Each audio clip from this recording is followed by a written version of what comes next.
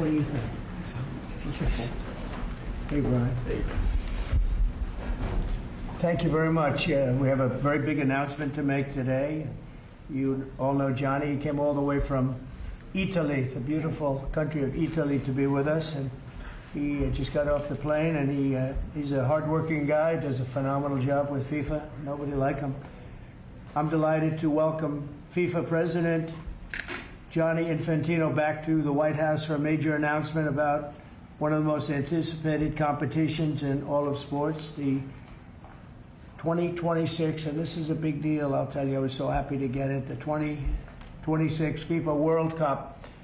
And it's going to be the World Cup as we know it. It's the biggest, probably the biggest event in sports, I guess, Johnny, right? Yeah. On December 5th of this year, the 2026 FIFA World Cup draw will take place at the Kennedy Center. Some people refer to it as the Trump Kennedy Center, but we're not prepared to do that quite yet, maybe in a week or so.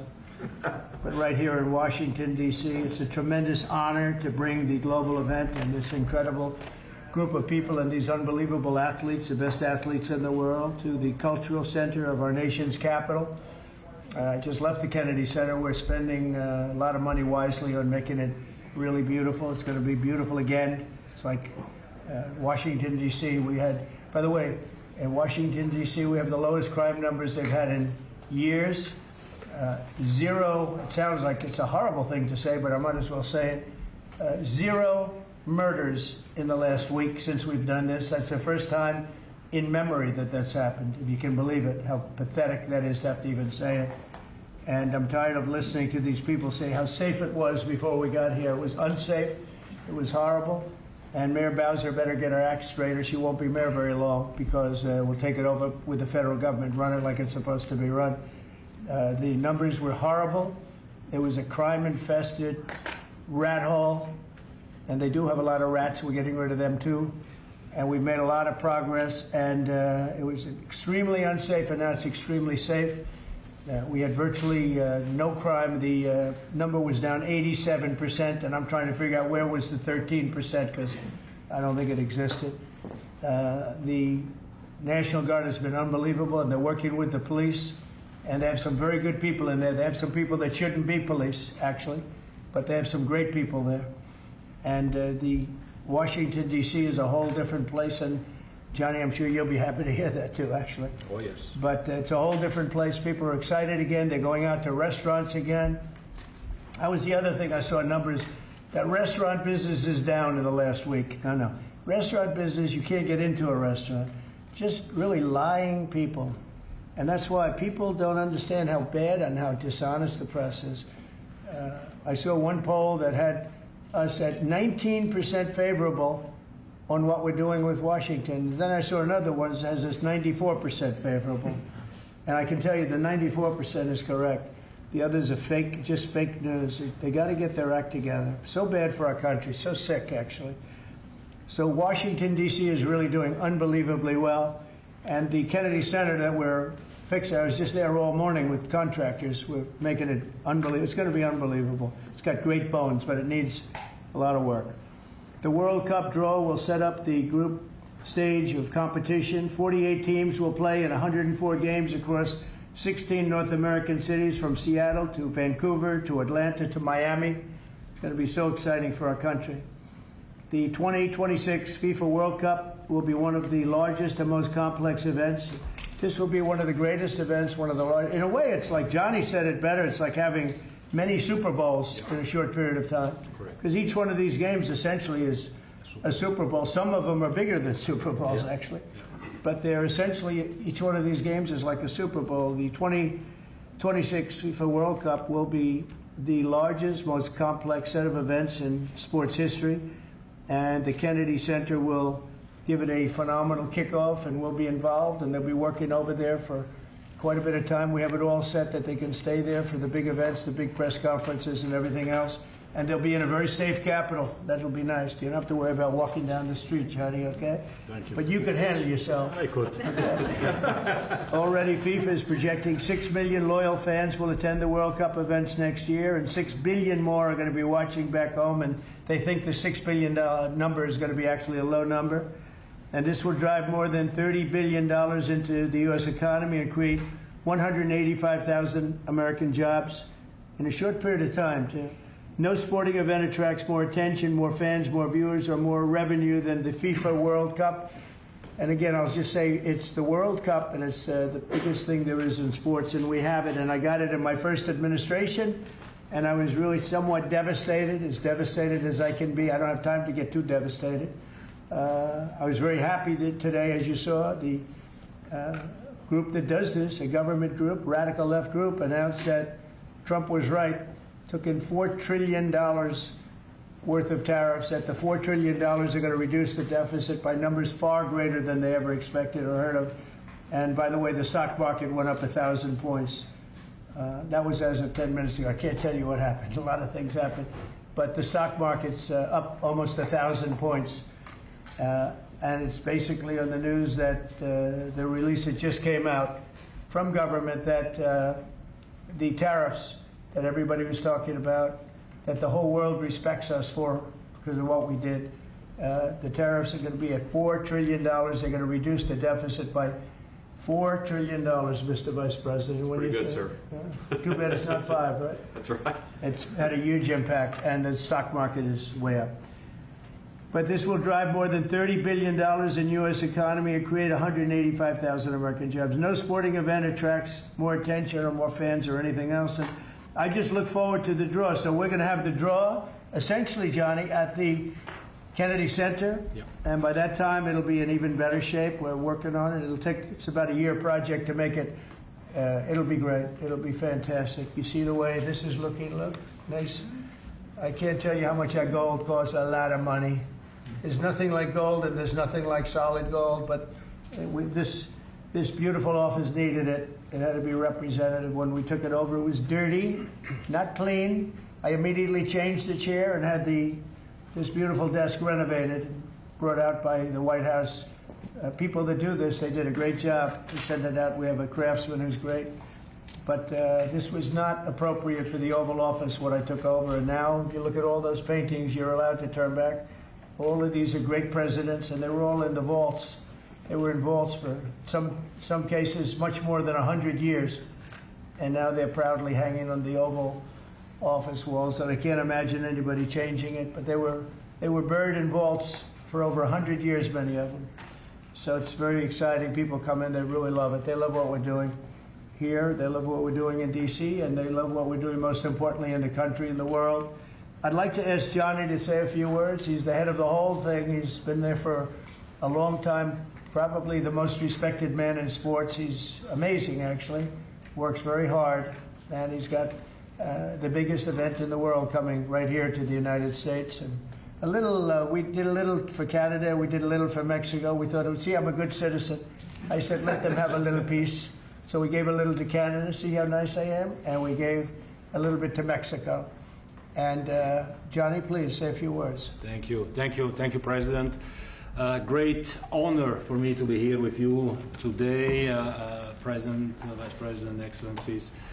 Fantastic to announce what you said, which is the final draw of the FIFA World Cup on the 5th of December here in the capital, in the Kennedy Center in Washington, D.C. at 12 noon sharp. It will be broadcast live all over the world. 1 billion viewers will watch it, and it will determine, of course, the match schedule, which 48 participating teams will play. You said it, 104 matches in 1 month, 104 Super Bowls. This is not just the biggest, the greatest event, not just a sports event, it's a social event as well, with a lot of emotion. We are uniting the world, Mr. President, uniting the world here in America, and we are very proud of that.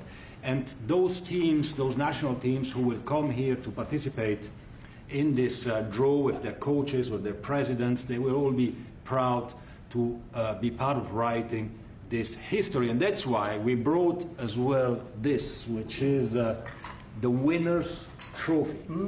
It is the trophy that the winner of the FIFA World Cup wins. Only the FIFA president, presidents of countries, and then those who win can touch it, because it's for winners only. And since you are a winner, of course, you can as well touch it. It's pretty heavy. Yeah. It's the winner trophy. The last one who lifted that is Lionel Messi of Argentina. And here it is in the Oval Office in the White House. Can I keep it? For you. Well, you can keep it until the World Cup. We're not giving it back. That's serious. It fits well. That goes very well on the wall right over there. Yeah. We'll put it right below the angels. It fits well here, I That's think. beautiful. Yeah, You can keep it until we have to give it to the next winner. That's fine. That's a beautiful piece of gold, I will say. Absolutely. That's beautiful. Yeah. So 6 billion viewers for the World Cup, 6 million coming to the matches, 30 billion economic impact, 185,000 jobs. This will be absolutely fantastic. The biggest event ever, and everything will start here in Washington, D.C. at the Kennedy Center, or the Trump Kennedy Center. We'll see that, how it will be called, on the 5th of September at noon sharp. 5th of December, noon sharp. Then, if I may... Will they be doing most of the draws, all of the draws at the Kennedy? Well, how are you going to do that? Yes, exactly? we'll do that at the Kennedy Center. We'll do all the other meetings around it with the coaches, with the broadcasters, with That's the great. sponsors, everything at the Kennedy Center. The whole You'll be very World happy. Cup starts, and everyone will be happy Yeah. because everyone has qualified for the World Cup, and they didn't yet play a game, so they didn't lose yet the game. So they all think they can become world champion, right? They'll all be happy. Exactly. Now, By the way, an example, supposing we had a week ago when everybody was being killed and mugged and everything else, despite the phony numbers that were given out, that it was getting better. Brian, do you believe it was getting better or getting worse?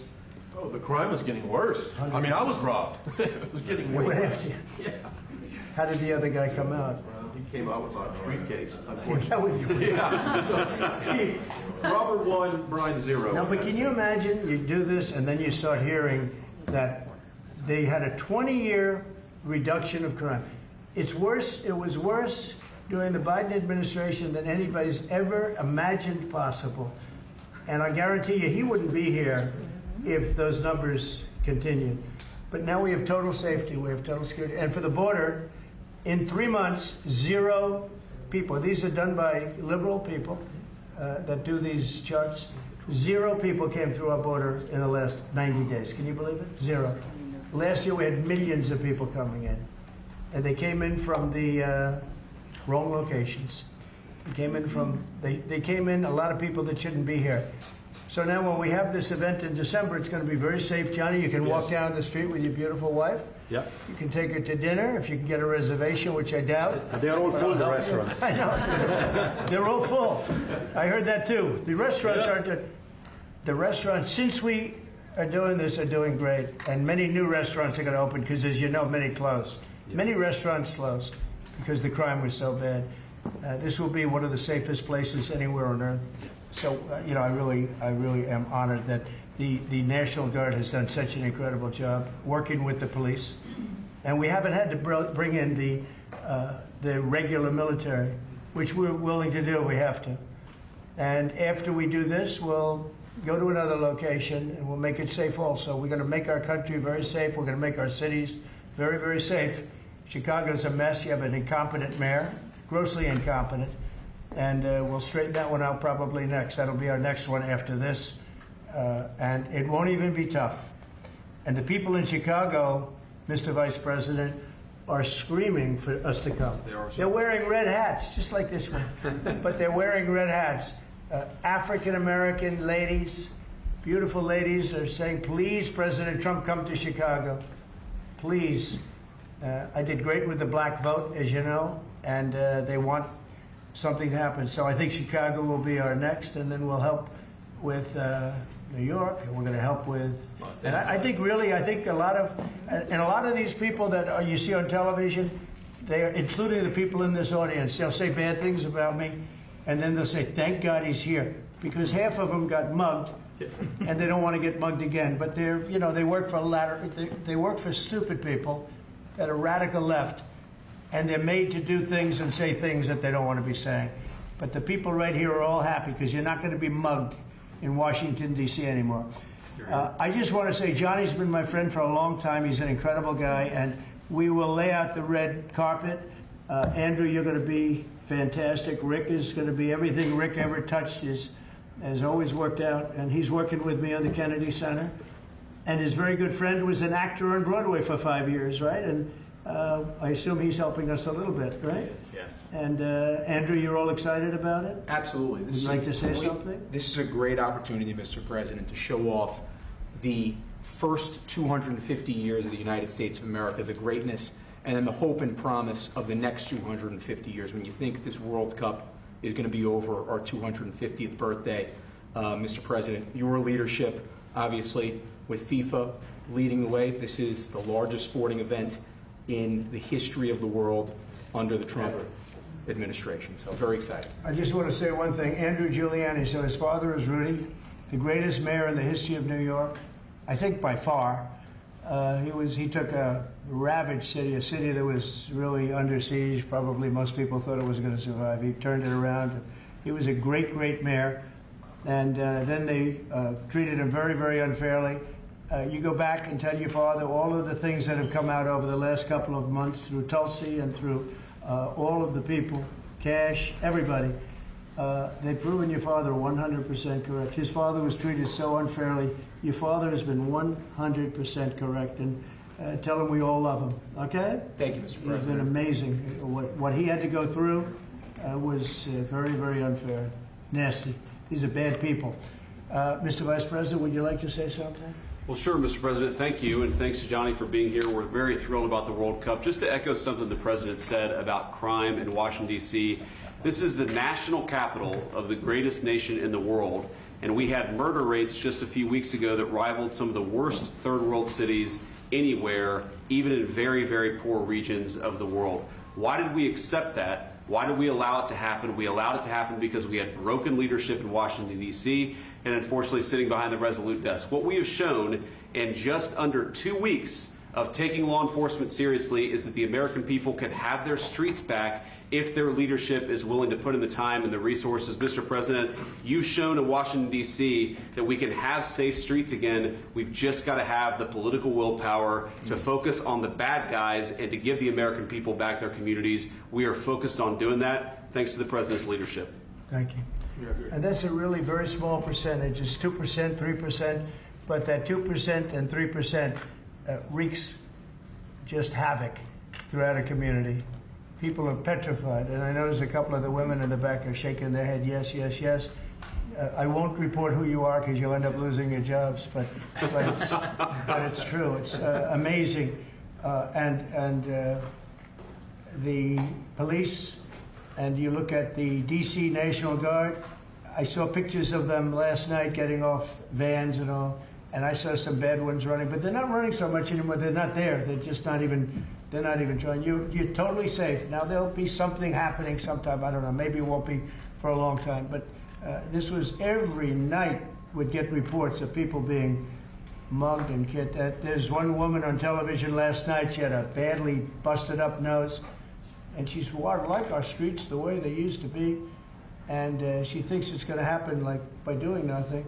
And they say, what happened to your nose? She got slugged by a guy walking down the street, slugged. Her nose will never be the same, I guarantee you, unless it takes a pretty good turn. She wasn't really for us. But she sort of said, well, maybe something has to happen. Before this happened to me, she got whacked. And I don't think she'll ever be the same. She almost became, she was a half a Trump fan, a woman that would have never been a Trump fan, but she was hit hard. It's not going to happen anymore. Not going to happen anymore. But then we're going to beautify the city too. That's where I was today at Kennedy Center. We're going to beautify the city like it hasn't. And we're working with Clark Construction, the biggest construction company in Chicago, and in Chicago and Washington. And the head of Clark is great. He's all over the world, actually. But Washington, I would say, is their home. That's where they do the best work, the biggest work. And they're doing they've been doing a fantastic job. So you're going to have a fantastic, clean, beautiful place. It's going to be better than it ever was before, literally better than it ever was before. We'll get it done very quickly. And I want to thank Clark because they're doing a lot of work in a lot of different locations. But they've been fantastic for getting us the right contractors and the people that can really do the job right. And Johnny, did you want to say something? Yes, I have one more thing, because as you rightly say, you know, with security and beautifying cities and the whole country, we want people to come and enjoy and have fun. And that's why this is not just the most iconic trophy in the world of sport, but we start on the 10th of September the sale of tickets for the FIFA World Cup. And we have the first ticket here for the final. Good. Wow. For you. Oh, good. That's cool. Wow. It's, of course, row 1, seed 1. It's ticket number 45, so. 47.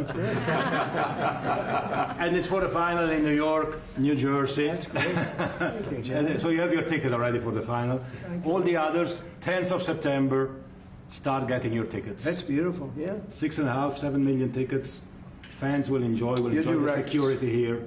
Will be fantastic. You're going to do record business, I think. 100%. Christy, would you like to say something? Yeah, Mr. President, millions of people will come to this country, and we'll make sure they get their travel documents, their visas, that they want to come here and spend their money and enjoy the sporting event. It'll be the largest event in the world. And sir, you're reminding me of something that my dad used to say all the time when I was growing up. He would say, Christy, you kids need to look like you respect yourself before anybody's going to respect you. And in this country, when people look at our streets, when they look at our capital, you're bringing respect back to this city. And people will respect our country more because it's safe, it's clean, it's beautiful. And what you're doing is transforming this nation by making sure that our laws are upheld. And millions of people are going to come and be able to enjoy it next year, and I'm excited about that. Thank you for doing that. Well, our country is respected again. And a year ago, we had a dead country. I'm telling you, it was a dead country. It was a country that had lost its way. It was a country that was going to fail. Look, even today, where they say $4 trillion in reductions of deficits, and this was totally unexpected. They didn't expect it. I mean, I don't know where they've been, the people that do this stuff, but it's terrible. I want to thank Christy for another reason. I said to her 2 weeks ago, I said, Christy, do me a favor. I built hundreds of miles of wall. I built the same wall that the Border Patrol asked me to build. It wasn't my first choice. I wanted to do concrete plank and everything nice, but you wouldn't have been able to see through it.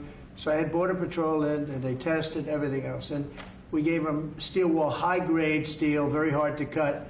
Then we gave inside that is 9,000-pound concrete, which is a very tough concrete. Inside that is rebar, a big, fat piece of rebar. So you have all different materials that are very hard to cut, and you need different instruments to cut each one. And I said, Christy, we got to get a coat of paint on it. And I didn't know she was listening. But I said, we got to get a coat of paint, and it should be black, because black makes the steel very hot. It's untouchable. You could fry an egg on it. And if you got a good black, flat paint, it would look beautiful. It will preserve it from rust. And that was it. And I gave it to her along with 30 other things, and she's done such a good job on the border with Tom Holman and the group. Tom Holman's a fantastic guy, what the job he does, and the way they work together. So I turned on last night and I see Christie's painting the wall. And it looked beautiful, by the way, when that paint went over there. And it's hot. It's hot. Yes, it is. It's hot. If it's white, it's not hot. If it's black, it's going to be very hard to climb that sucker. It's not going to be easy.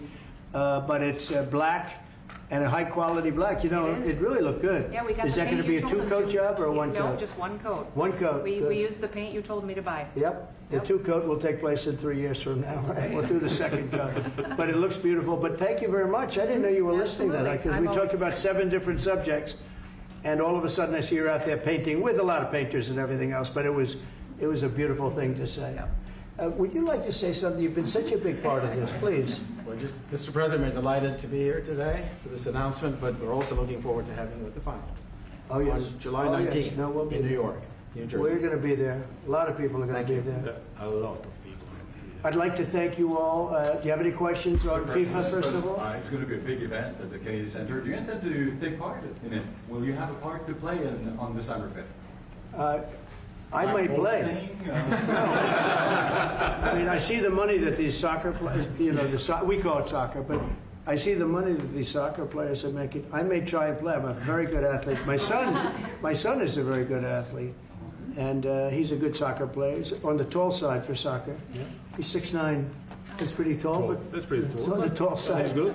It's on the tall side, but he's good. But no, I may I may put on shorts. I look extremely good in shorts and join the play. You know, no, it's going to be a lot of fun. It's going to be good. Many foreigners who want to come to attend the event are concerned about the visa situation. Can you reassure them? Yeah, they're going to have a very easy time getting in. Certain countries are going to be very, very easy, and other countries are going to be obviously a little bit more difficult. Would you like to explain that, Chris? Yeah, absolutely. We have a process set up that we'll be implementing on getting visas approved. Everybody will be thoroughly vetted, but they'll be welcome to this country. It'll happen quickly, and we're excited for them to come. So I would hope that around the world people know that the United States is excited to bring their family here to enjoy this event. America welcomes the world. Yes. And I can really, from the collaboration that we have, testify for that. Absolutely. Thank you. And I was just sent a picture from somebody that wants to be there very badly. He's been very respectful of me and of our country, but not so respectful of others. But he'll, I'm going to sign this for him, but I was sent one, and I thought you'd all like to see it. That's a man named Vladimir Putin, who I believe will be coming, depending on what happens. He may be coming, and he may not, depending on what happens. We have a lot of things happening over the next couple of weeks. But I thought it was a nice picture of him. Okay of me, but nice of him. So that was very nice that it was sent to me. Okay? Mr. President. On Yes. that subject, have you talked to Vladimir Putin about the fact that yesterday a big U.S. factory was hit in a Russian airstrike in Ukraine? What's your reaction to I that? told him I'm not happy about it. And I'm not happy about anything having to do with that war. I said I settled 7 wars, and actually, if you think about pre-wars, add 3 more, so it would be 10. I thought this would be in the middle of the pack in terms of difficulty. No, I'm not happy about anything about that war. Nothing. Not happy at all. We'll see what happens. I think over the next 2 weeks, we're going to find out which way it's going to go. And I better be very happy. Hey, a very good call with Prime Minister Carney of Canada yesterday morning. Yes. Actually, Canada is taking away some retaliatory tariffs. He's removing his tariffs, yeah. Exactly. He's removing his retaliatory tariffs, which I thought was nice. And we're going to have another call soon. Okay. Yeah, we had a very good call. You're getting closer towards an Well, I agreement like on them. trade? I like them. You know, look, I'm fighting for the United States. Canada and Mexico have taken a lot of our business over the years, over 25, 30 years, especially during the Biden years. They took a lot of our business, and it's basically all coming back into the United States now. Well, hot as a pistol, and it's coming back in. Because of tariffs and the incentives we give, it's coming back. And it's impossible, I think, for another country to stop it. And we are working on something. We want to be very good to Canada. I like Carney a lot. I think he's a good person. And we had a very good talk yesterday, so I think it'll be good. Mr. President, I have a question about the search of Ambassador Bolton's home. The Vice President recently just did an interview saying that it's about classified documents, but that there's also broad concern about him. What are the concerns? Well, that I you haven't have? spoken to Pam in the group yet, but I will be. I saw that just like everybody else. I try and stay out of that stuff. I'm allowed to be, and I'm chief law enforcement officer, believe it or not. You know, I don't like to go around saying that, but I am. That's the position. But I purposely don't want to really get involved in it. I'm not a fan of John Bolton. I thought he was a sleazebag, actually. And he suffers major Trump derangement syndrome, but so do a lot of people, and they're not being affected by anything we do. I don't know anything about it. I just saw that. I'll find out about it. But if you believe the news, which I do, I guess his house was raided today. But my house was raided also, called Mar-a-Lago. They went through everything they could, including my young son's room and my wife's area. They went through her drawers, as the expression goes. They went through everything you can imagine. And when she came back, she said, she's very neat, you know, she's meticulous. And she looked and she said, whoa, this wasn't the way that she had it. So, you know, so I know the feeling. It's not a good feeling. Thank you. Mr. President, on Ukraine, how long will you give Putin? A couple of weeks. We're going to figure it out. We'll find it. Do you think you'll have to intervene at some point? Look, it takes 2 to tango. You understand that. I wanted to have a meeting with those 2.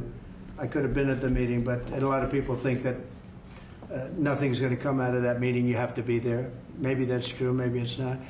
But we're going to see. In the meantime, people continue to die.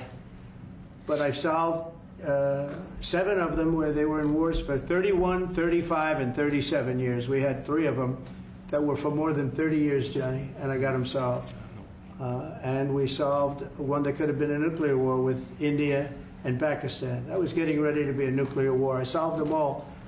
And this one, I thought we would have had it done by now, but it's more difficult. There's a lot of anger, a lot of hatred. There's a tremendous amount of hatred there. So, but we'll see what happens. I think in 2 weeks we'll know which way I'm going. Because I'm going to go one way or the other. And they'll learn which way I'm going. Mr. President, if I got 2 questions for you, one on FIFA, the other one on DC. Let's talk. Can you talk about the economic impact that FIFA will have in these cities, and what's your message to the mayors to get their cities prepared, not only the beautification process, but also the safety aspect? Well, Los Angeles is an example. You know, it's poorly run. We have a mayor there that can't even get permits to the people that lost their houses. Lee Zeldin got every permit. The hardest permit is the federal permit. Within 20 days, every single permit was there for the people to build their houses. But people are writing us and they're saying they won't give us. The mayor is incompetent. The governor is incompetent. You know, Gavin, I know Gavin very well. He's an incompetent guy with a good line of bullshit. And he doesn't get the job done. And frankly, those people want to build their houses. It's terrible. They could have been built. Some of them could have been built already. But think of it, the federal government that has the most complex part, and it's the most complex environmental thing to do. We got it, everybody had it within 30 days. And they're not even close to getting their permits. And now they're talking about taking some of those sites and building low-income housing on them. These are high-end neighborhoods. And I'm all for low-income housing. I built a lot of low-income housing. I know all about 236. I know every program that there is in the government. I used every one of them. I know more about low-income housing than probably almost anybody. And it's great. It's fine. It's wonderful. But you don't build it in Pacific Palisades. You don't build it there. And you don't build it in the other areas that burned down. So they're talking about putting up low-income housing. And you talk about riots. They're going to have riots if that happens because you're taking the people's property away. They want to build their houses, and they're unable to get permits from the mayor and from the governor. And that's a terrible thing. But, and let me tell you, if I didn't send in the troops in Los Angeles, Johnny wouldn't be in Los Angeles. You wouldn't be having your World Cup there.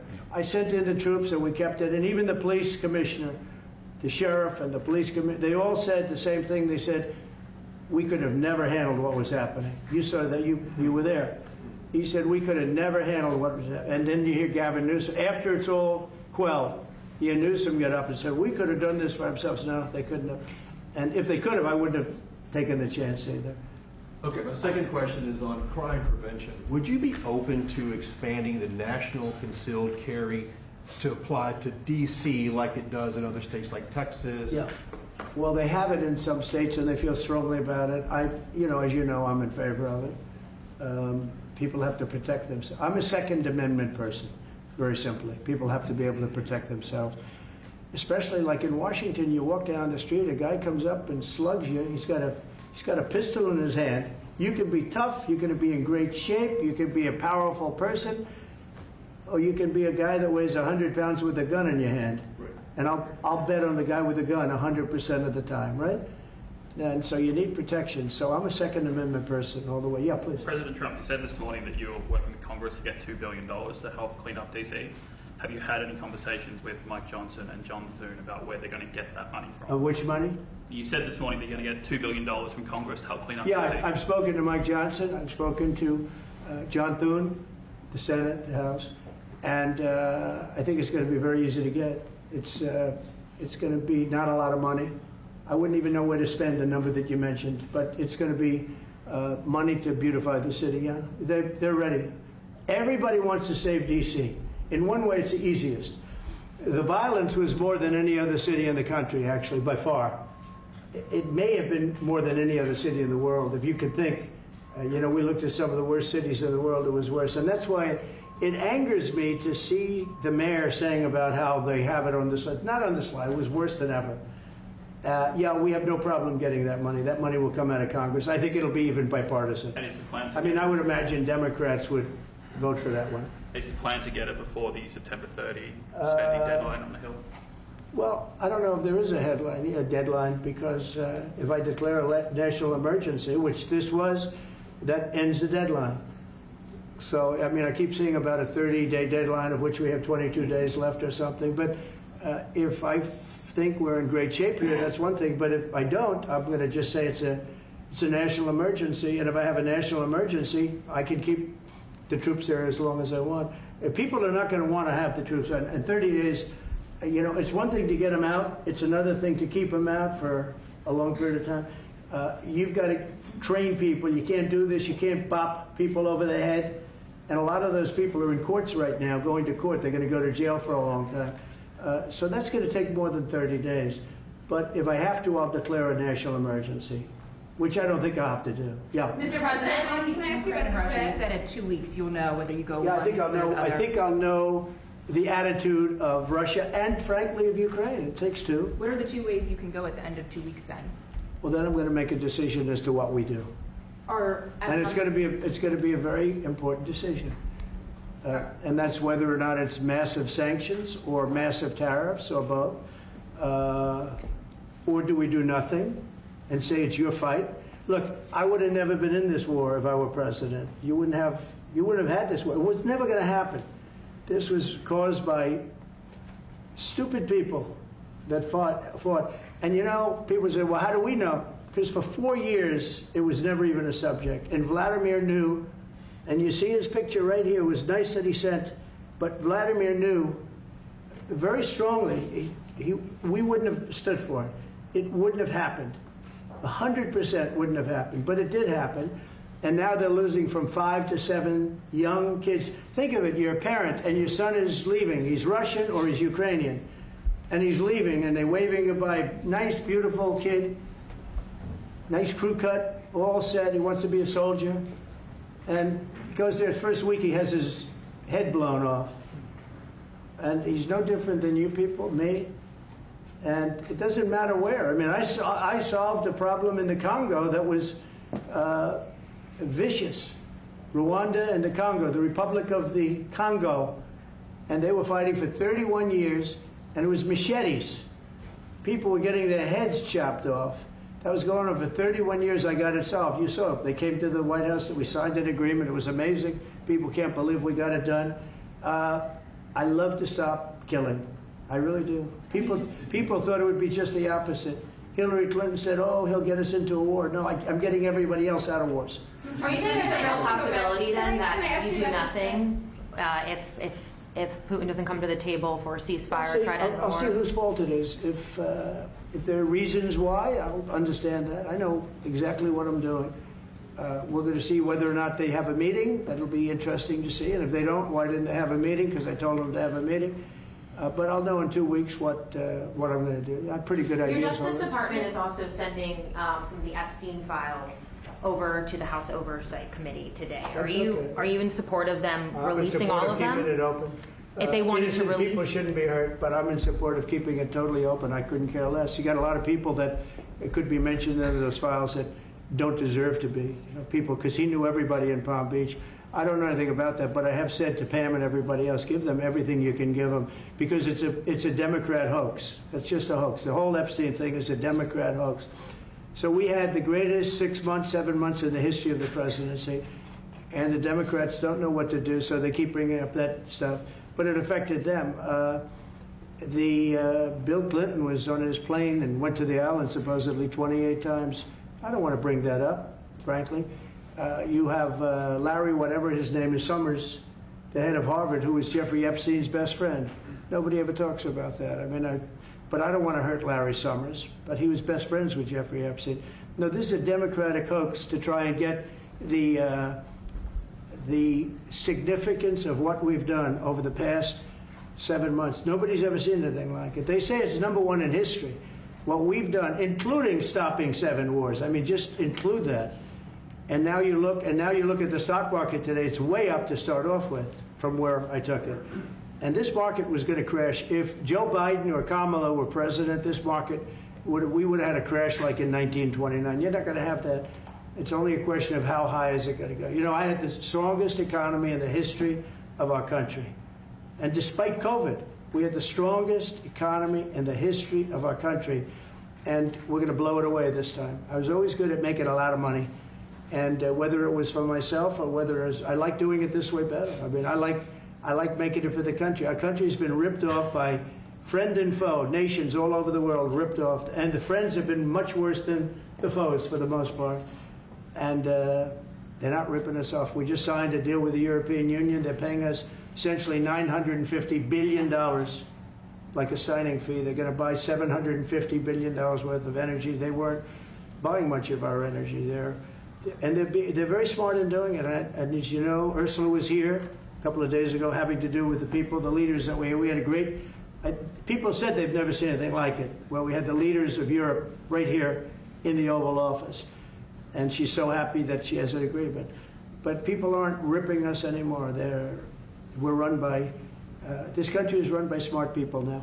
Mr. President, in Israel... Two questions. One is about Intel. There have been reports that you're considering taking a stake in Intel.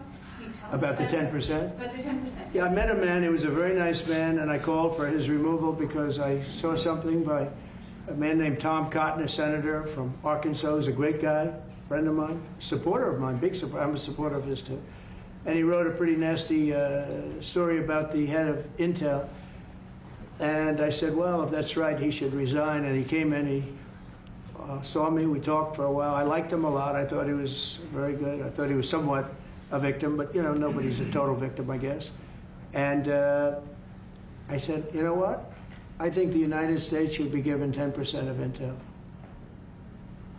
And he said, I would consider that. I said, well, I'd like you to do that because Intel has been left behind, as you know, compared to Jensen and some of our friends, NVIDIA, some of the people, and the people in, because Intel should have never been. Intel was the biggest, most powerful chip company in the world. And then they started leaving. And they started going to foreign countries, in particular Taiwan.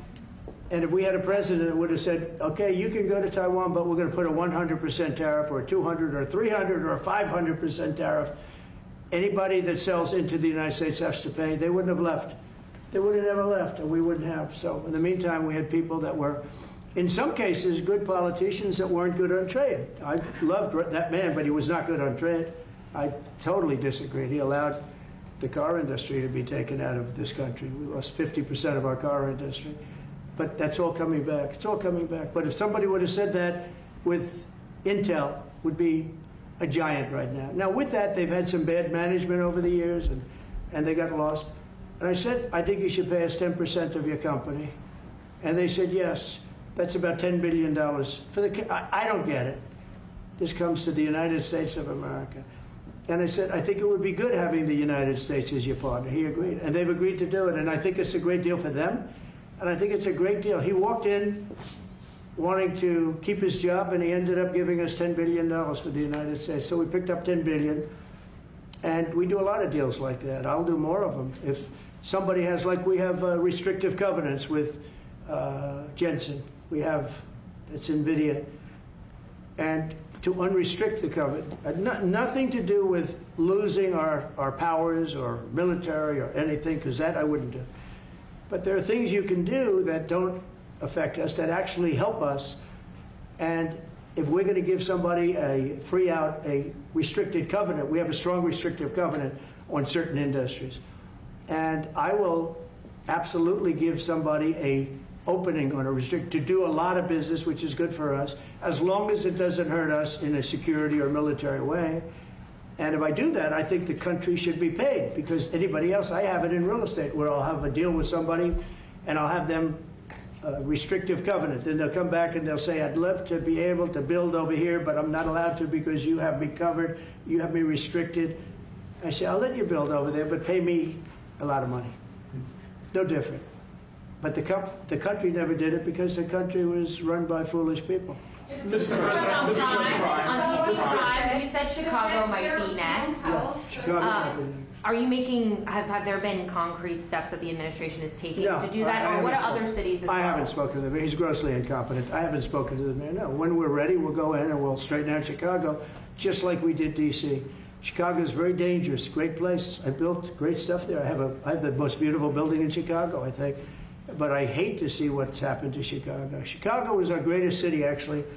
Bob Tisch, a great friend of mine, passed away. He used to own the Giants and very successful Lowe's. He said Chicago, I think they had their main office in Chicago. He said Chicago and San Francisco are the two greatest cities in the world. Now you look at what the Democrats have done to San Francisco. They've destroyed it. I own a big chunk of the Bank of America building in San Francisco. And, you know, it's just different. We can clean that up too. We'll clean that one up too. No, if everything works out, and we've already had calls from other cities, quiet calls from Democrats. We'd love you to come here because they've lost control of their cities. I'm not going to say because I don't want them to lose their elections. But we've had calls from Democrats and calls from people generally. We'd love you to come here because we'll straighten out the problem. Mr. President, in Israel, the families of hostages in Israel, families of hostages are opposed to the reoccupying of Gaza. Why is the U.S. still Well, not supporting all of them. And you have to understand, I'm the one that got all of the hostages out. You got a lot of people out. If it wasn't for me, they wouldn't be out. I worked with Bibi and I worked with Steve Witkoff.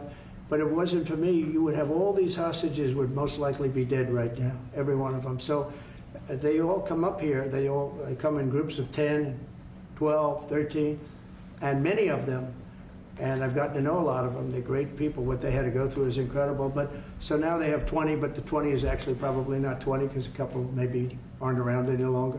It's a terrible thing. No, I don't like anymore. I said, you know, when you get down to 20, they're not going to make deals anymore. And they didn't. And then I put out a statement, as you know, that was a tough statement, go in and get them. And they said, we'll give you 10, we'll give you 10. I don't know what Israel's doing, but they were willing now immediately to give us another 10. The situation has to end. It's extortion and it has to end. And we'll see what happens. I actually think they're safer in many ways if you went in and you really went in fast and you did it. And people can't forget October 7th, remember that. I'm friendly with all groups. I won the Arab vote in Michigan. I did so great with the Arab vote, remember? I started off at 0, I ended up winning. I wouldn't say the candidate was the greatest, but I would have won against anybody. They're great people. But we have to do things properly. And you know, I'm very proud to say I got the hostages out. You have hundreds of people that are living now because of me. And now we have that final little group of people. And Hamas knows that if they give them, that's probably the end of their lives. So it's not easy to get. And I know if you're a parent, you just don't care. I want my baby back. They want their babies back. They want their kids back. And I understand it. But I got them out and did a good job. And we're doing everything we can to get the hostages out. Thank you all very much. Yes? So Jackson Hole, Jay Powell today said, he suggested that they might cut interest rates, but they have to proceed. Well, we call him too late for a reason. He should have cut him a year ago. He's too late. You know, we have a stock market that's up 1,000 points today. I better be careful because I'll go out there and I'll see it's down 1,000, right? But it's up 1,000 points when I came in here. We have a country that the market's the hottest it's ever been. The country's better than it's ever been. We have a military that I rebuilt largely in my first term. We had a great, successful first term, but this is going to be even better. But we rebuilt it. We gave a lot of it away to Afghanistan, but relatively small compared to the overall. But I think it was the most embarrassing day and period in the history of our country that they allowed those 13 wonderful people, but it's really hundreds of people were killed.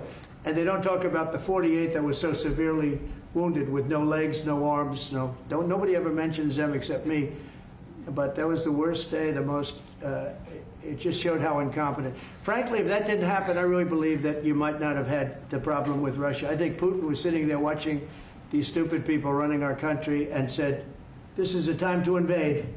It's, this is a time. And then Biden made the statement, well, he can do a small incursion. When he said that, it was off to the races, right? When he said he can do a small incursion, remember that? I was surprised he knew the word incursion. I didn't think he had that good of a vocabulary. I want to thank everybody. It's very important to me and to everybody up here, the World Cup.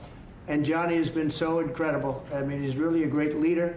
I mean, to think, I said, Johnny, do it by phone. You don't have to come. No, he said, I'll come. and he flew all night long to be here and listen to this about how great we're doing in D.C. But he's a fantastic leader, and this will be your most successful World Cup ever. Thank you, John. Thank you so much. America win. Yeah, can we win it, Mr. President? I don't know. That's I watch some of those teams go right. They go down that field. I don't know. But let me ask you: what chance does America have of winning? Well, the home team always has a good chance to win. It depends See, how he's it a good starts. No, but has some good we have players. a shot. We have of course, you have a chance. Will Bears be going to any of the games, Mr. President?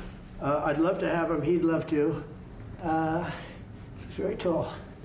Maybe we can make him a goalie. The goalies are very tall now, right? Yeah, goalies are very tall. The goalies, well, he'd be a perfect goalie. 100%. At his height, he'll be a great goalie. Exactly. So we'll put him on the American team. Yeah. No, but Goal. do the Americans have a chance of like getting into the quarterfinals? Yes, right? definitely. No, Yeah. the quarterfinal definitely. But then, as the tournament goes on with the public 250 years of United States, let's not forget, they will all feel energized about that. It's amazing. The talent is really great when you watch these things. I went to the game 2 weeks ago, and it was a big upset. But you look at these people; the way they pass it. It's amazing, really amazing. It's a great art, right? It's a great talent. It is incredible. You know the expression. Is that what they have? This what? Will you draw the names? The matches? Will you? I don't know. He's the boss. That's an interesting proposal. He's the boss. We'll discuss that. It's going to be great, and I think the American team is going to do well. I mean, I hear it's a very good team. Good luck, everybody. Thank you very much. Thank you. Thank you so much. Thank you guys. Thank you. You keep a lot of those. Thank you guys. Thank you. No, I just got one. Thank you. This was sent to me. We're done. Thank you. I thought it was a nice photo. Thank you very much. Thank you guys. Keep moving. Thank you. Andre, Thank you guys. Keep moving. Thank you, everybody. Keep moving. Thank you. Keep moving. Keep moving. Thank you, guys.